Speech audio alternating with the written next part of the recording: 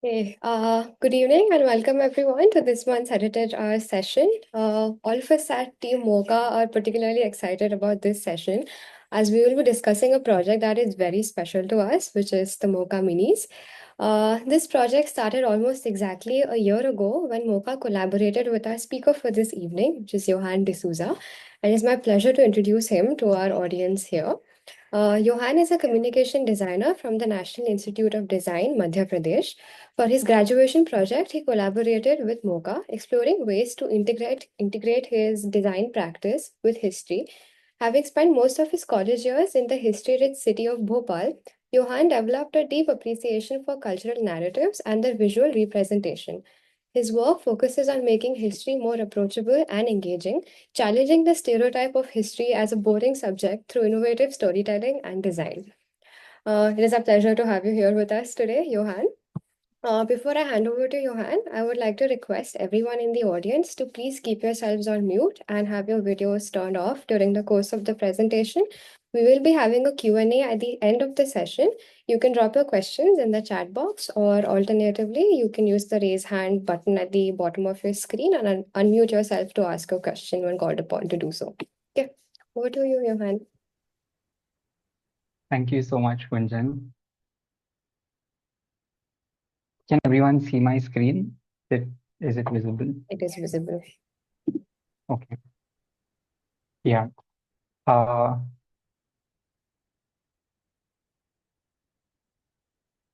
just a minute.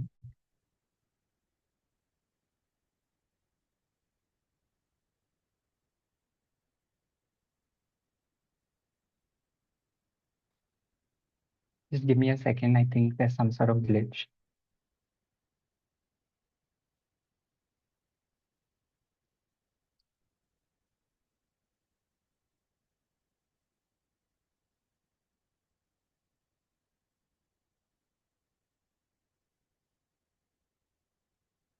Hello, everyone. I hope you all can hear me clearly. My name is Yohann D'souza, as Gunjan introduced me just now. And it's quite unusual because Gunjan and I talk on a regular basis, so this is way too formal. I'm really nervous right now because this is the first time I'm ever having a talk in front of an open jury, an open audience sort of situation. So please bear with me while I start up for a while. I'll get used to this in a bit. I am from the National Institute of Design. I recently graduated as a communication designer, and part of the work that I do is related to the intersection of design and heritage, which is something you saw on the poster probably. But what does this mean? Essentially, let me explain it to you. I love design. I pursued it for 4.5 years-ish in NID. So I obviously love design. And I started liking heritage recently and history, the entire field of history. But I did not always subscribe to this thought process. In fact, for the longest time in school, I detested the subject. I thought history was an extremely boring subject. And through my design practice, I want to constantly try and understand how I can answer this question of how can history be more approachable and engaging to people. Because, like I said, when I was in school, I hated history. So, what changed all of a sudden? How did I suddenly fall in love with the subject?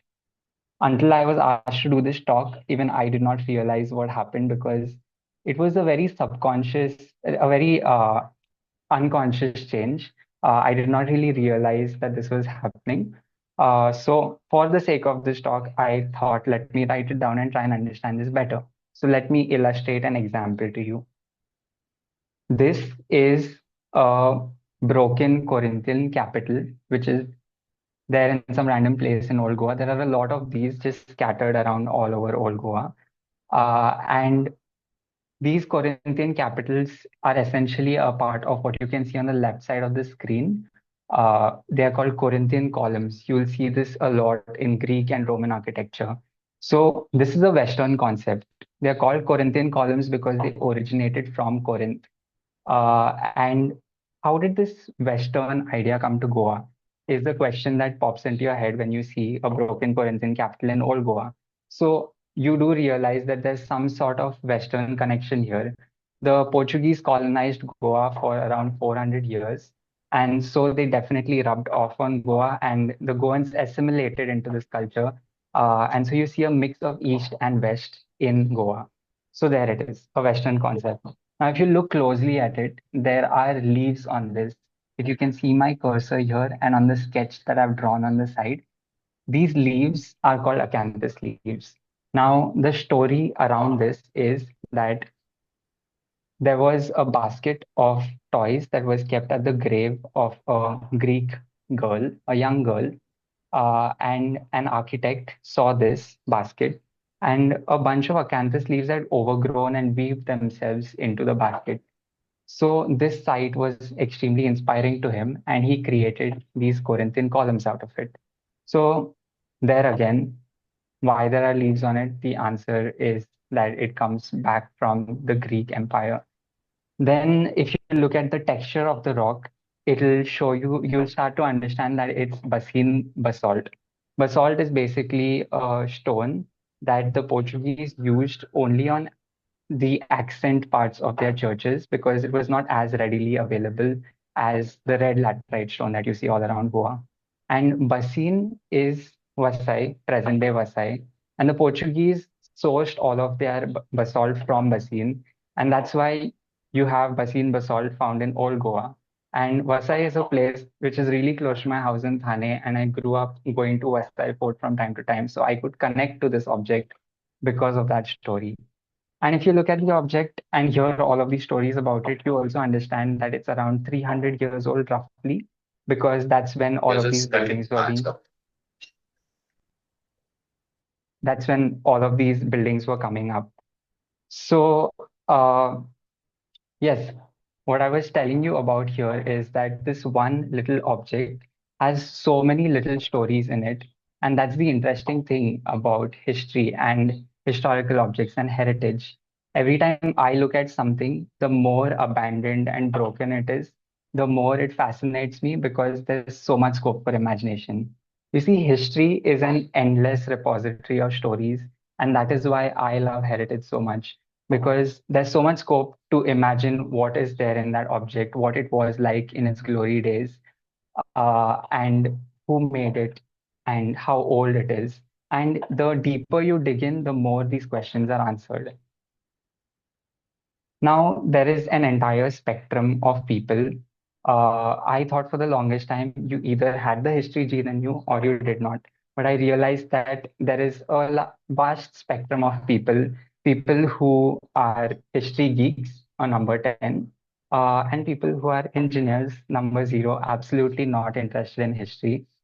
And there's this whole group of people in between that are kind of sort of interested in history, but they don't really want to get into it too much because it's too much effort. They need an additional push. They need someone to convince them that history is an interesting subject.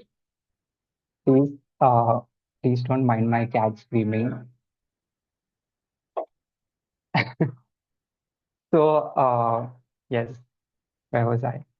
History has there's this entire group of people who just need that additional push to be convinced to enjoy history. And that is where my design practice comes in. That is what I am keen on doing. Through my design practice, I want to convince people, just like I got convinced, that history has many stories to tell. So, if I were to describe my entire experience working with MoCA, interning with MoCA, and the creation of MoCA Minis, it is sort of like a short story book. And my life was divided into multiple little chapters. So, if I had to name the first chapter, I would name it Walking, Hitchhiking, and Cycling. Because when I reached Old Goa, I was living around Old Goa in a village known as Karambolem. But give me a second. I was living in a village around Old Goa known as Sarambolem, and it was quite far away from the main city of Old Goa, like around 3.5 to 4 kilometers away. And I did not have a license. Neither was it connected well by any bus route because that is just how Goa is. And so for the first few weeks of my internship, I always went walking to work. Eventually, I realized that that's not a good idea because my house and the museum were both located on really steep hills. And so eventually, I started hitchhiking, praying to God that someone would be kind enough to give me a ride to go till the main road, and then I could walk to the museum. And soon enough, someone heard that I was hitchhiking and they got really concerned about my safety, a couple from my church. And so they donated a cycle to me so that I could travel safely to work. But what this ended up doing was it gave me a lot of time to walk through the heritage structures of Old Goa and reach the museum. Because to reach the museum, I had to pass by a lot of these famous churches. Now, when you walk really slowly and for like 3.5 kilometers, you have plenty of time to observe your surroundings. So it gave me a lot of time to absorb what I was seeing around me. And every day I would notice an interesting facet, an interesting detail of these churches. And I would then go to the museum and start researching on those topics. So basically, my workplace started even before I reached my workplace, and I was surrounded by it constantly, and I was literally immersed in it. And that, in retrospect, has uh, I've seen it mature in my work because it created a sort of connection with the city that I could not have built if I didn't live there and if I didn't have a mode of commute. So, just to explain things to you, the central attraction of Old Goa, as you can see in this big circle, is the Basilica of Bom Jesus and the cathedral. Now, these are really large churches. They're very, very majestic in their size and in the way that they look. And a lot of people flock here every single day. But just a few meters away from there, around 500 meters away from there, is the Museum of Christian Art in this monument known as the Convent of Santa Monica. So the guiding question that was thrown at me was that there are so many people coming to the Basilica and the Cathedral every single day. How do we get these people to come to the Museum of Christian Art? How do we bridge this 500-meter gap? So the task at hand was to understand the target audience a little better. I needed to understand the visitors in the museum space. I needed to understand the visitors of the central attractions of Old Goa. And to do this, I had to go and talk to people. I had to do some primary research. Now, it involved a lot of asking of questions, but there was a big time constraint on me. The problem was that a lot of the people visiting Old Goa are tourists, and tourists have an agenda in mind and they don't want to answer a long survey or talk to you about anything. And the last thing they want is this guy with a big, bushy, curly head coming towards you and asking you 10 questions. So I had to keep it really short and I had to make sure that I tried different approaches so that I could work with this time constraint. So the two approaches that I took to tackle the time constraints were one was naturalistic observation and the other was survey. So in naturalistic observations, you basically go into those spaces and notice how people are interacting with the churches, with the architecture, with the art, and what their reactions are. So that would involve also overhearing a lot of people's conversations and eavesdropping on people. So one such instance of being present and just observing people was this. When I was in the Basilica and I was wearing my museum ID card, and someone walked up to me and asked me, "Bhaiya, mummy kidhar hai?" And I looked back at him really confused, wondering what he's talking about. And then this lady, this old Catholic auntie in the souvenir store yells at the top of her voice, "वो mummy नहीं, वो Saint Francis Xavier hai." And I just remember being so shaken by this experience because people come to Old Goa thinking that they are going to be looking at a mummy. So the Basilica of Bom Jesus is famous because it has the uncorrupted body of Saint Francis Xavier. And so a lot of tourists and pilgrims are attracted to the tomb of Saint Francis Xavier. But you can see that there's a lot of misinformation and there's a lot of misunderstanding as well. And it's all rooted to certain problems that I could only identify if I tried to understand the visitors that were coming to Old Goa. So through the surveys, through these naturalistic observations, I started analyzing all the information that I gathered. And I, as a person, love staring at maps when I want to procrastinate, I open Google Maps and I just zoom into maps or the area that I live in, if it's a new city, and just try and understand where there are a lot of people. So that's exactly what I've done here. I've just used three different colors to show the density of the people. So orange is a lot of people, which is around the basilica. Yellow is a medium amount, and the light yellow, the whitish yellow, is a very small crowd of people, which is close to the museum. So all of this visual analysis would come in handy when I did this particular exercise in design known as user journey mapping.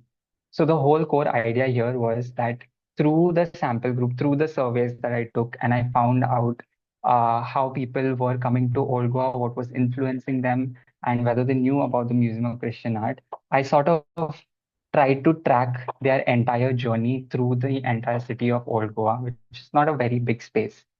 And I plotted all of these points and tried to understand the places where people were interacting with with a stakeholder, with a vendor, with a souvenir shop, with signages, with information boards.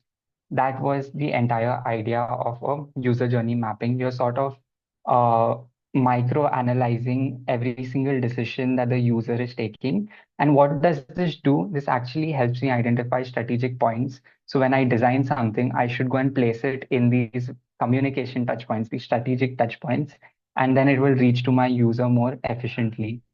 But forget this whole boring explanation that I gave you. In short, this lengthy process of journey mapping actually just helped me understand the core problems that visitors were facing. And that is what we wanted to solve through our designs. So, chapter 3 is about brown waters and Goan summers. A little anecdote here.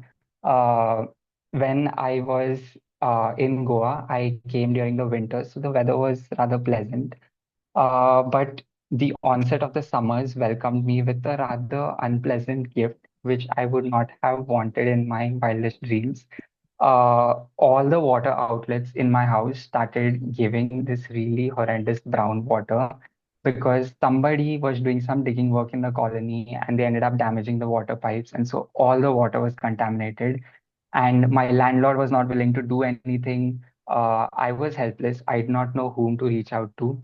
And so I reached out to the one couple who I was really close to, Nelson and Nirmala. They were from my church, and they were my sole support. They looked after me throughout my stay in Old Goa, and they told me to come to their house. And then for the next 2.5 weeks of May, I just went to their house every single day for everything that I needed for showers, for cooking food, for anything. And so everything came to a standstill. And my core objective was to fix the problem at hand. I could not directly go and fix it by fixing the water pipes and cleaning the water. So I had to come up with another solution of reaching out to someone else.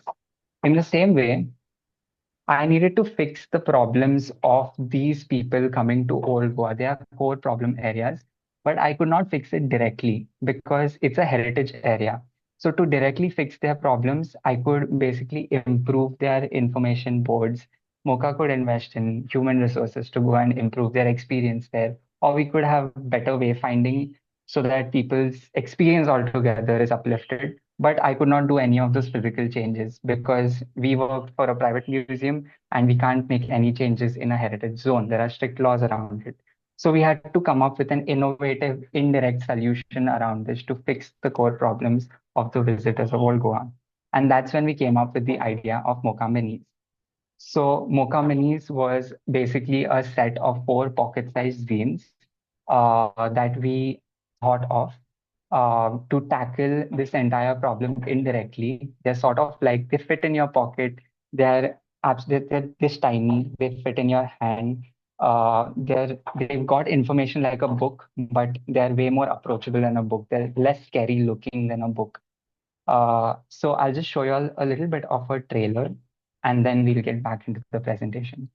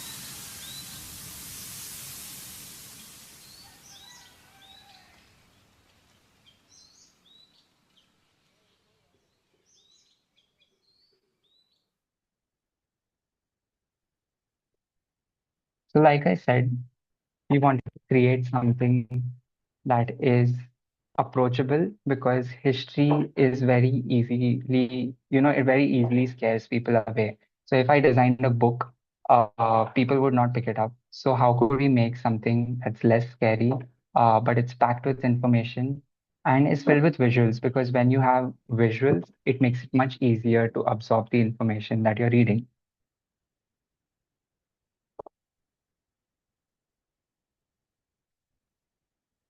Yeah. So let's begin with the explanation of the MoCA menus. I will be taking you through the four MoCA menus very briefly, but while I am talking about it, I want you all to be aware of the fact that these are tangible print products that are available at the Museum of Christian Art. And while I'm explaining it to you right now, I would love for people to go and touch it, interact with it, and understand it in their own way. So it's not going to be a full explanation, but I'll try my best at giving you the entire experience of it. So talking about the making of the first MoCA menu, which was the heart of Old Goa, uh, the core problem areas here that I wanted to tackle were that we were looking at the heart of Old Goa, which is the Basilica of Bom Jesu and the tomb of Saint Francis Xavier, which is inside the basilica. Now, the main problem with the tomb is that the tomb, a lot of people like the story from Mummy Bhaiya Mummy Kidhar Hai, is that people don't understand what they're seeing. They're overlooking it very easily. It's an incomplete view because of the way that the route to the tomb is designed. It's a very narrow pathway. And when you reach the tomb, you're standing right beside it. And this is a very tall structure. So you can't really appreciate the beauty of it if you're standing so close to it. You have to be a little away from it. So to deal with this problem, we thought of creating a very sharp illustration of the tomb. Uh, and then we realized that there were a lot of other things that came up with it, which I will start talking about now. Just taking you through how the entire heart of Old Goa Mokamani was designed, it gradually reveals itself. So it's first this tiny little thing, and then it opens into a little bit of like context. So the context here is that it's the year 1624, and this man named Father Francis Xavier has been canonized to a saint now. He died a few years ago in 1552, but his body is said to have not corrupted at all, and now it is lying in Goa. It is resting in Goa. So we are traveling back in time now to the 1630s, which is roughly around the time the Mughals were still in India, for context. The Mughals, like, they were in their glory days in India. And the body is is resting in the body of Saint Francis Xavier is resting in a simple silver casket. Now, an Italian priest named Maestrelli comes to India, to Goa, and he sees the body of Saint Francis Xavier, and he thinks this is a very special man, deserves a much better resting place. And so he commissions a silver shrine to be made, which was made by Goan silversmiths at the time. Now, this silver shrine, which is the top half, as you can see around my cursor, is an extremely detailed, beautifully constructed shrine. Its most unique feature is that it has these 32 plates at the base of the shrine over here, which depict the life of the saint and the different things and miracles that he has achieved in his life. And they are sort of hammered onto silver plates. It's called relief work. And this still stands to this day in the Basilica of Bom Jesu, but most people don't know about this. Now, let's go back in the 1600s. It is around the 1680s, and another Italian priest has come to Goa, and he takes the pillow on which the saint's head was resting all the way to Tuscany, to Italy, and he gives it to the Duke of Tuscany. Now, the Duke of Tuscany is overjoyed because Saint Francis Xavier was venerated all over Europe and Asia, and he wanted to show his gratitude in some way. So he commissioned an entire pedestal, a base, like a stool to be designed just for the silver shrine. Now, this pedestal, which you can see on the base right here, is a beautifully constructed, extremely large structure. It is made out of multiple types of marbles all over Europe. And the thing about this pedestal is that it was constructed in Italy, then it was dismantled, and it was transported all the way to Goa in 65 boxes and then reassembled in the basilica. And they realized that it was too big, so they scaled it down a bit and then reassembled it again. So there's so much effort that's gone into this. It's not even made in India, and it still stands to this day in Old Goa. There's a lot of symbolism in this, which is mentioned in the MoCA Mini. But I want to get a little bit more into the process that we followed to make this illustration. Now, this entire illustration that you see has been hand drawn and painted by me because we realized that there is a big dearth of visual material on the tomb of St. Francis Xavier. The last time someone sat and made an illustration of the tomb was in 1878, which is a long time back. And it was not a very accurate depiction of what the tomb looked like. The only other images that we had were from this book, The Jesuits, Goa and the Arts. This photographer, David D'Souza, has captured beautiful shots, close-up shots of different parts of the tomb. But we didn't have a clear view of the entire tomb because it's been covered by multiple things. So I had to start piecing this tomb together like a puzzle. And for that, I started sketching these individual details that I was seeing through these pictures. And since the tomb was not too far away from the place that I worked at, I would walk down almost every other day from work with my sketchbook, sketch some details of the tomb, study it a little bit more, read the descriptions, and then piece the puzzle together. So, based on this puzzle that I was piecing in my mind, I had to start forming the whole structure in my head. And these are the rough sketches and the color blockings that I did of what the tomb essentially looks like. Now, mind you, photography is not allowed in the basilica, so I could never actually go and click a picture and refer to it and copy it. I actually had to draw it on the spot or depend on pictures from the books. So this was the final illustration that we made of the entire tomb. And it was displayed at the exposition and several other places. And that is what we strive to achieve, that this one sharp illustration could not just be used for visitors and show them the entire story of the tomb, but it could also be used by institutions and other places.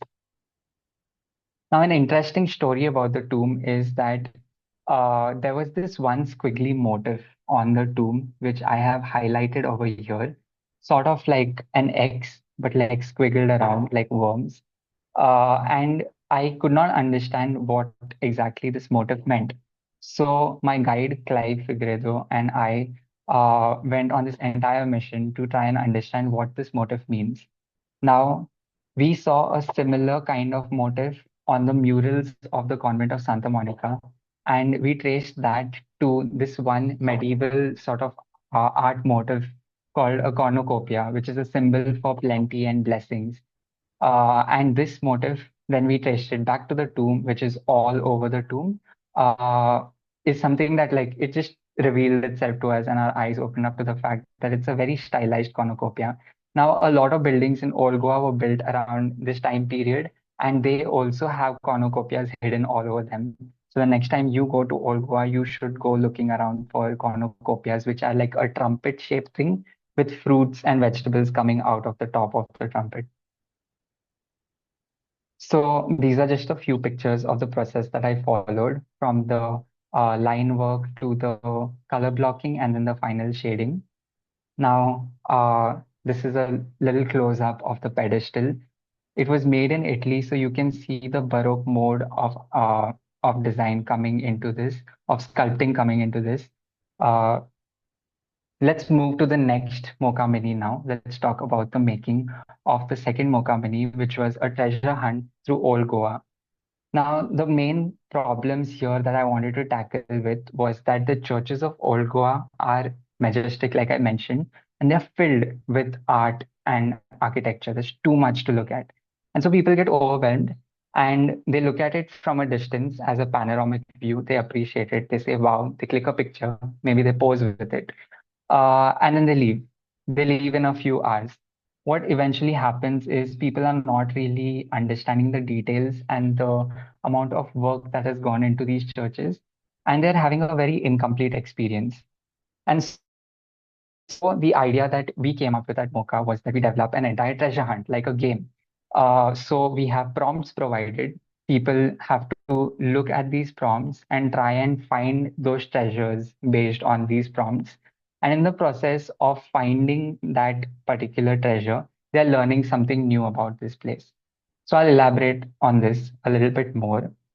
Before I could start getting into looking at designing the whole treasure hunt map, I and the entire team went on a walk all around Old Goa, and we brainstorm together while in these heritage spaces, the different prompts that could be there that would be interesting to a person, that would not be interesting to a person. And Gunjan was cosplaying as a tourist. So we asked her as a she put herself in that mind space of being a tourist, and then we asked her questions, and she would tell us if she was interested in it or not. And she's really good at being blunt. So it helped us making really good, interesting prompts. Then I went back after looking for treasures to hunt. I went back to the museum and I started organizing these prompts based on the monument that they were in and the clues that we were providing with it. Because, mind you, these churches are huge. So, if we give people a prompt, we need to describe the location of where this treasure is hidden. Otherwise, they're never going to find it. And I also put the answer beside it. And I did this thing called a difficulty analysis. So, I put different colors to understand the level of difficulty. And while curating the final list, I made sure that there was a good mix of easy and difficult prompts. So it's a more fun experience, a more challenging experience. After that, I sat and wrote down an entire script. And I was reading a lot of books at this time from the MoCA library. So what I essentially did was I vomited all of these big words and paragraphs onto Google Docs. And I was really scared after seeing my script because it was too much to fit into something that's this tiny. So Gunjan and I sat together and we started simplifying this text and converting these paragraphs into one-liners, which looks easy. And people think that we just put it on ChatGPT, but actually it took one almost half of a month, and then another half of the month to refine it further. So it was quite a challenging process, but I learned something that when you want to create a simple design, a minimal design requires a lot more effort. So this is just a visual of how the entire design evolved from being a plain line art sort of drawing of what the map should roughly look like and the color blocking to actually turning into the map. So I'll just take you through again how the map opens. This is the cover of the MoCA Mini, and then as you open, the curated trail that the MoCA team and I decided is displayed to you, and it explains why the small area of Old Goa has so many churches within it. After that, the treasure hunt starts revealing itself to you, and the treasure hunt map is revealed to you. So it's like a grand opening. Uh, I planned it in a very dramatic way, like that. So this entire map is supported by a lot of text on the side, as you can see, which are the prompts which I was describing earlier. These prompts basically ask people to look for something, and in the process of finding the treasure, they're learning something about the architecture of Goa, Goan churches, or the history of Old Goa. And they're also looking at smaller details that they would have generally overlooked. So it's difficult for you to appreciate how fun the treasure hunt can be without actually doing it. But I've tried to make it as much as a game as possible. So I'll just describe a few particular prompts that we had designed. So this is from the cathedral. The cathedral is the largest church in Goa, and it is designed in a crucifix shape like this. And a crucifix has a point of intersection in the center where the horizontal and the vertical meet. So at this point of intersection, the architect that built this church, Giulio Simao, embedded a little marble coat of arms of the Portuguese crown. So this is like a remnant of the colonial past of Goa. But it's a detail that most people wouldn't have noticed. Because how often would you look up and walk in a beautiful church? Because there's so many other beautiful things to look at around you. And the prompt that we wrote was, can you find the symbol hidden away somewhere? And the clue that we provided was, walk towards the grand ceiling in front of the main altar. So we provided the location, we provided a riddle along with it, and we provided a visual, the illustration that I made on the side here in pink. And people just had to like put it together and spot it. Another thing that we wanted to highlight was the Goan influence. Now, most people tend to assume that, oh, the Portuguese came and they built these churches. Yes, the Portuguese did commission these churches to be built, but all of the work that goes inside of it, most of it, all of the wood carvings were done by local artisans, by craftsmen from Goa or from India. And so we tend to overlook the Goan influence on these things. So, for instance, this is the Church of Saint Cajetan. On the right side is what is called a pulpit. Pulpits are a unique feature of Goan churches. Like they have a lot of artistry crammed into this one structure. And this particular pulpit in the Church of Saint Cajetan has a vast design. If you can see my cursor, out of which there is this vegetation sprawling out. And in that vegetation, you will spot two little cashew fruits. If you look at the picture really carefully, you'll see two little cashew fruits where my cursor is at, carved into the wood. So you're seeing the locals sort of interpret fruits and vegetables in their own manner. Cashews were probably newly introduced by the Portuguese at the time, and so the artisans are introducing this into the artwork. Now, the Museum of Christian Art has this really fun thing called Heritage Walks, where on the last Saturday of every month, we go and explore the various churches in Goa, not Old Goa, but in the whole state of Goa. So every month, we explore different villages in the north and south of Goa. And I am a Goan, but I haven't really explored a lot of Goa other than my hometown, which is in the north of Goa. So through the museum, I got to explore and visit a lot of other places in Goa, and I documented it through my sketches, through sketchnoting in my sketchbook. This is when we were at Bati and Kurka, and very often I would sketch the churches. Now, one of my guides for this project, Noah, is an architect, and he gave us a lot of insightful information on Goan church architecture. And so, when I was designing the MoCA minis, I wanted to show this depth of research that MoCA puts into all of its work, even in the way we derive our iconography. So, for instance, all the icons that you see in this map, they are not just simply created based on how I saw the visuals, but in fact, I created a formula for it. Let me illustrate it with an example. This is the Basilica of Bom Jesu, as I had spoken about, and this is its front facade. So, if I want to make an icon of the Basilica of the front facade, for the first thing that I need to do is take the silhouette of it, which is just like the shape of the Basilica. On top of that, I put the sequence of voids. Now, sequence of voids is an architectural term for all the holes that are basically in a shape. The doors, the windows, the oculus. The all Goan churches follow a sequence of void of relief work on the top, then a circular void, then a rectangular void, and then an arch at the base. So all Goan churches will have a arched door. The top, which is the relief, can change from time to time based on which church you are in, which church you're looking at. So then I understand the sequence of voids and make it on the side here, as you can see, and just place it on top. The next step is to put the finials. Every church in Goa has a very unique type of finial. So for the basilica, it is a globe. So I put a circle and a rectangle, and suddenly it starts looking a little more like the basilica. After the finials, I look for the iconic details in the church. So the iconic detail for the basilica are these lines called ailettes, as you can see where I'm pointing the cursor. Ailettes basically create this conch shell-like look, and they are there in a lot of Jesuit churches. So when you add the ailettes, all of a sudden it instantly gets the essence of the basilica. And so, if I ever want to create an icon for any church in Goa or Old Goa for that matter, I just need to apply this formula. And that is how I derived all the other icons as well. Now, moving on to the third MoCA mini that I designed, which is the layers of Santa Monica. So in MoCA, we love cooking, we love sharing recipes, and we love eating together.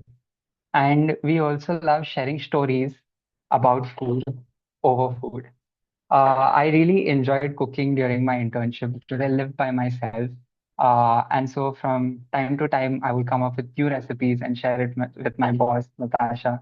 And then she would share recipes with me. And while sharing these recipes, we also spoke about this one urban legend, like a folklore, about this very famous dessert in Goa, which is known as the queen of Goan desserts, known as the bibinka. So the bibinka is basically a layered dessert which is made out of flour, coconut milk, jaggery, and ghee, and egg yolks. Egg yolks, keep in mind, are a very important ingredient. So there is this entire story around it that uh, the nuns of a particular convent used to use egg whites to starch their habits in their garments.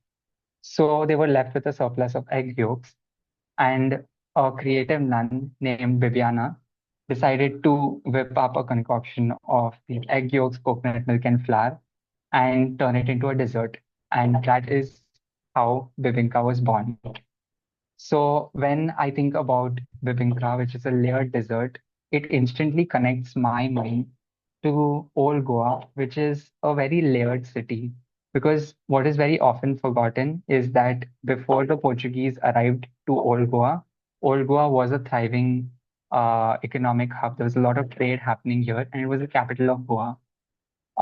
And it was Islamic sultanate. It was run by the Bahmani sultans and then the Bijapuris. So you have a history which is completely forgotten about it. And I wanted to highlight this fact that there are layers upon layers that are being built upon it.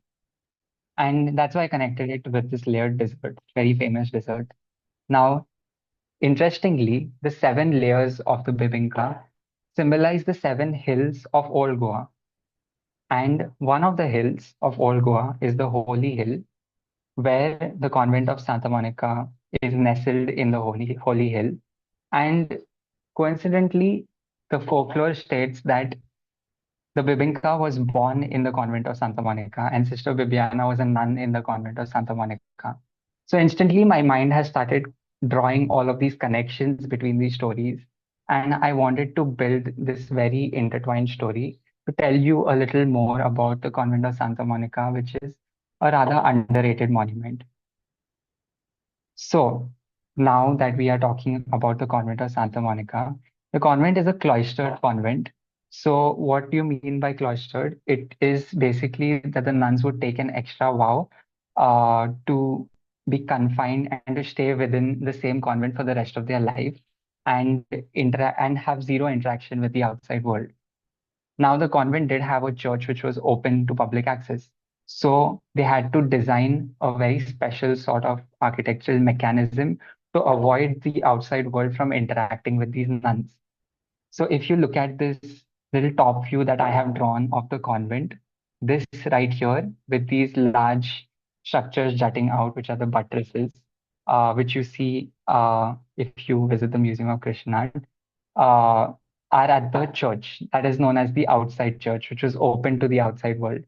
And the back of it is known as the inside church, where the nuns would come through the convent into the church. And it was separated by this wall, which had a grill sort of structure. It was almost like a parda system, so that the nuns were separated from the rest of the public.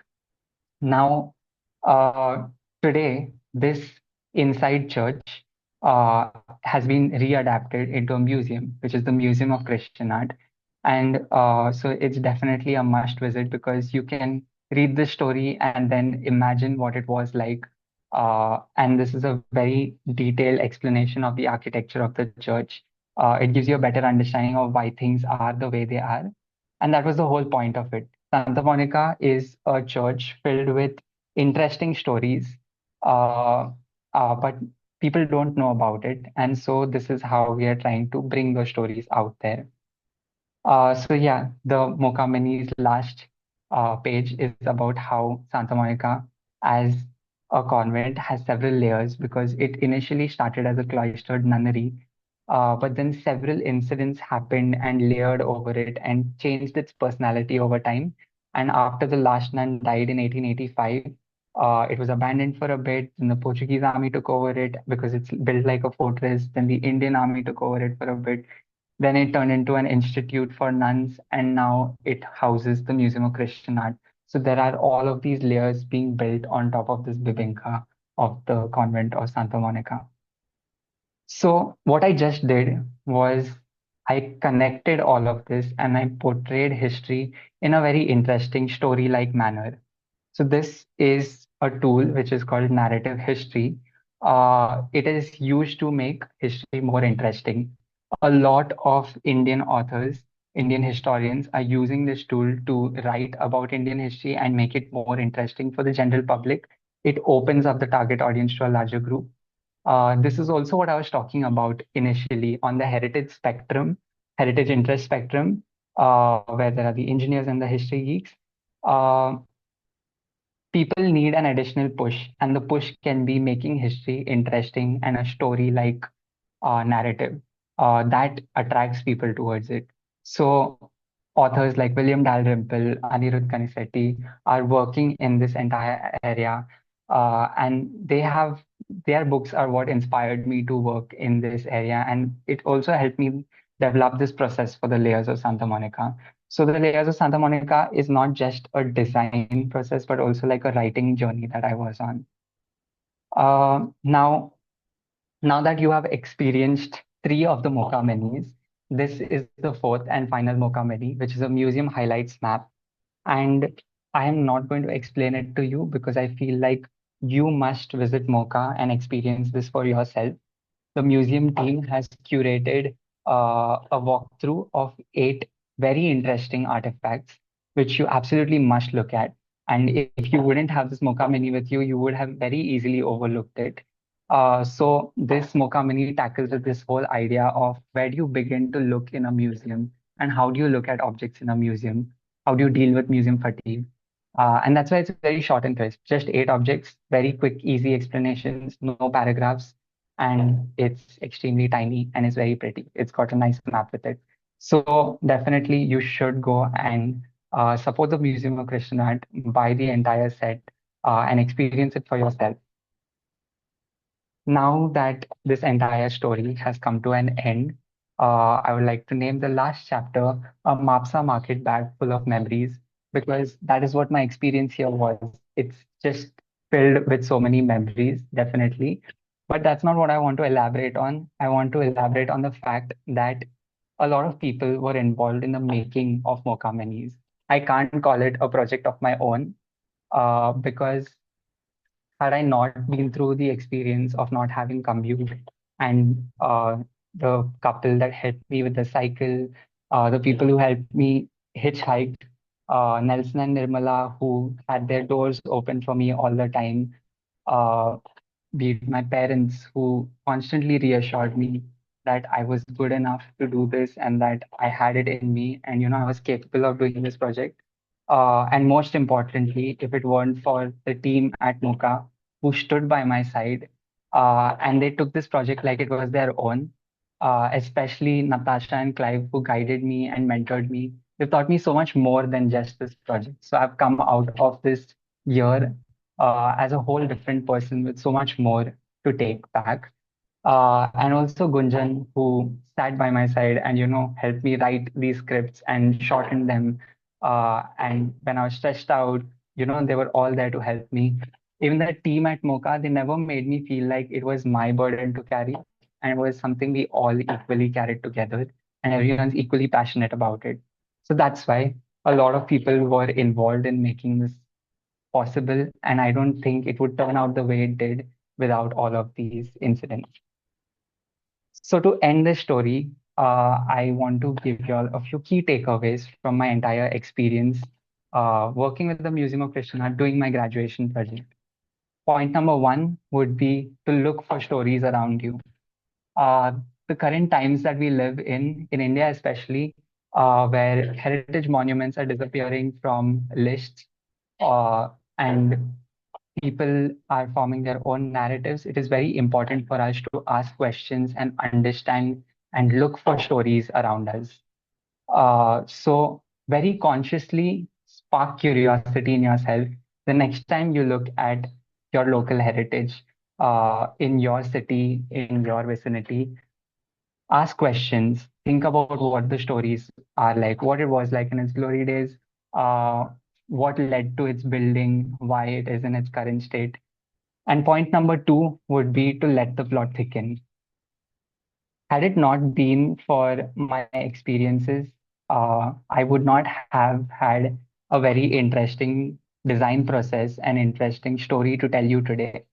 uh, I think it was all of the obstacles that were thrown at me and all of the challenges that were thrown at me that made the story a little more interesting. So, while it is easy to say that you should enjoy your challenges and that you should celebrate in your trials and tribulations, maybe this can be a testimony for you that if there are a lot of challenges, and the more the number of obstacles thrown at you, the more interesting the plot is going to get. And then maybe eventually, somewhere, someday, somebody will invite you to do a talk just like this and share your story.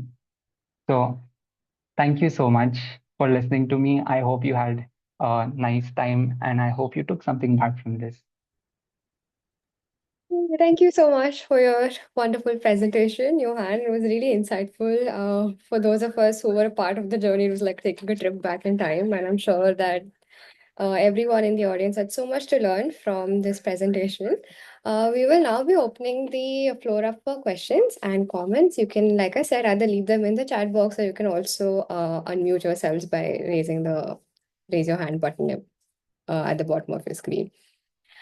Meanwhile, we do have some really nice comments for you in the chat that you can look at. And we have a question from Frances, which is what is your next project and other beautiful sites in Goa that you could do similar mini series with?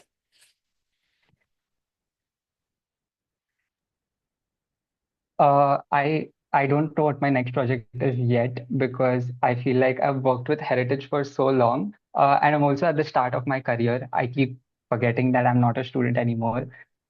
So I'm trying to look at something apart from heritage, but it's definitely a passion project, something that I want to come back to, and definitely something in Goa. There are a lot of ideas with the people at MoCA that I would definitely want to execute in the future in this whole space of Christian art and architecture. Okay, Monisha has raised her hand, so you can unmute yourself, Monisha. Yeah, a very good evening, and thanks to the Museum of Christian Art and Johann for this lovely evening.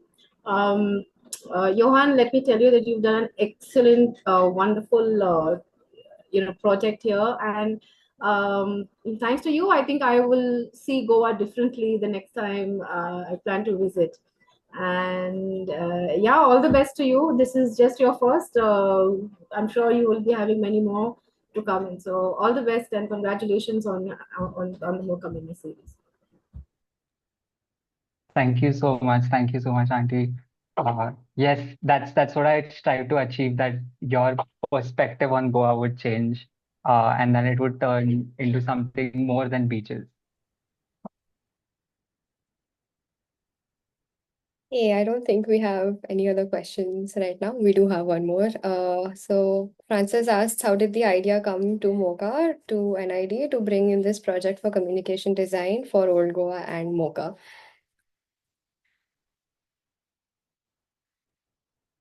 So, MoCA was not looking for any design interns, uh, and I was looking for a graduation project, and I have worked in the entire space of heritage since my college days.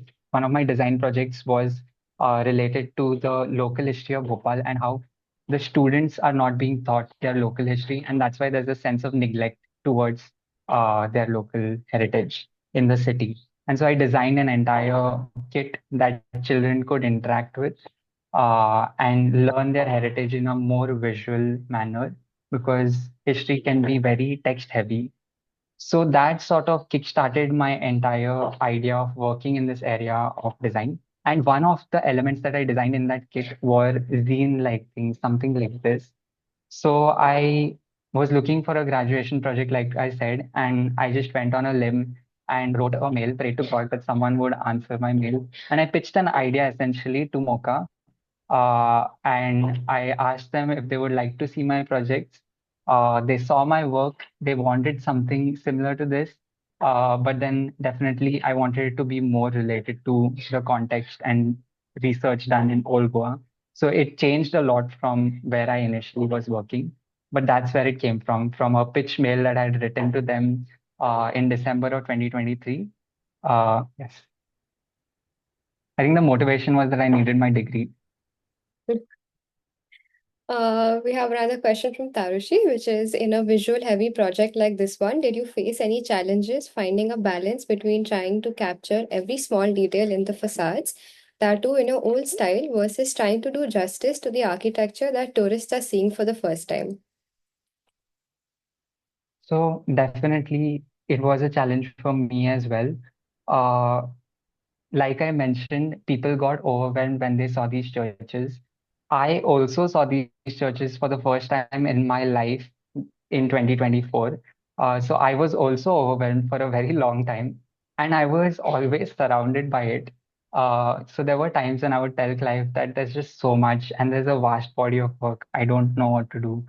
I was lost for a good amount of time. I essentially started the internship in February and started working on the visuals in May. So there was a whole process from February to May where I was drawing things in my style, trying to capture all the details and realizing it's not practically possible, or it's too overwhelming and cluttered. So it's also like my personal journey of how I simplified this in my head and tried to understand this in simple ways. That is reflected in the MoCA minis.